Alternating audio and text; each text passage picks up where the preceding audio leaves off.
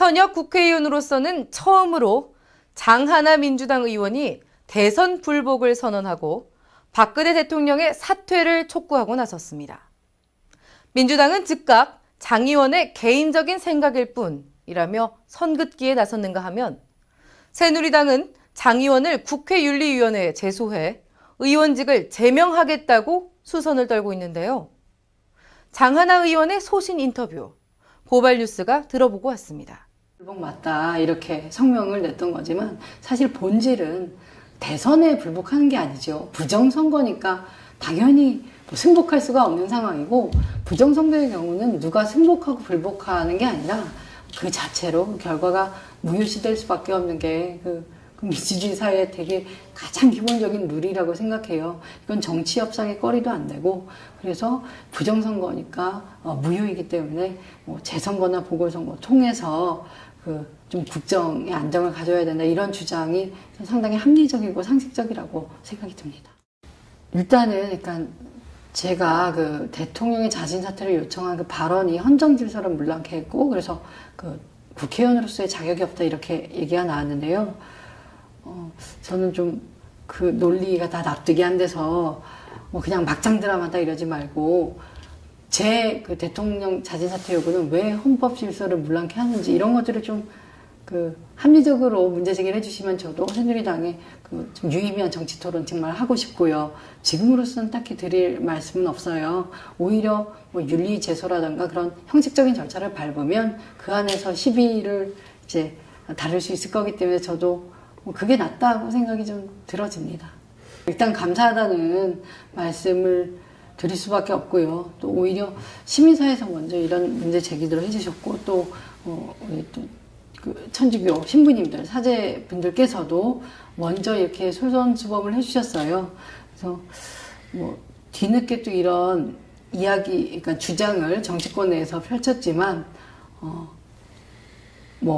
후회하는 건 전혀 없고요. 오히려 좀 선명하게 이 주장을 계속 좀 일관되게 가져가겠습니다.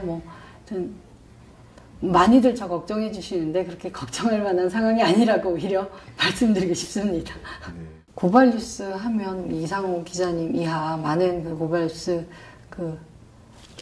식구들께서 정말 지금 대한민국 언론 상황이 너무 안 좋고, 언론부터 사실 민주주의 파괴가 이루어진 거거든요. 지난 정부 시작하자마자 일단 많은 시민들의 눈을 가리고 귀를 막고 살아있는 정보를 못 듣게 해버렸어요. 일단 그래놓고 정말 많은 범법 행위들을 저지르고 있는 건데, 그런 점에서 쉽지 않은 여건에서 이렇게 좋은 이야기를 항상 풍부하게 매일매일 생산해 주시니까 감사드리고요.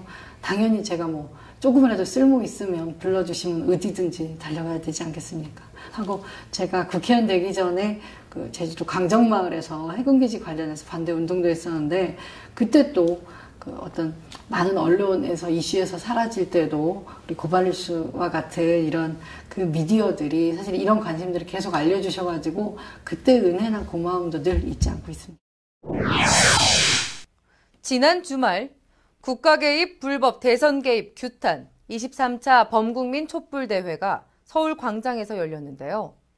지난주보다 박 대통령의 사과보다는 퇴진을 요구하는 목소리가 높아지고 있습니다.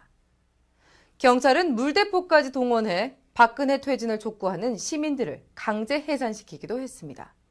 오늘 보니까 물대포도 쏘고 왔는데 제 친구들하고 같이 계속 나와야 되겠어요? 원래 제가 알고 있기로는 촛불에는 물대포를 쏘면 아마 더 커진다고 알고 있습니다.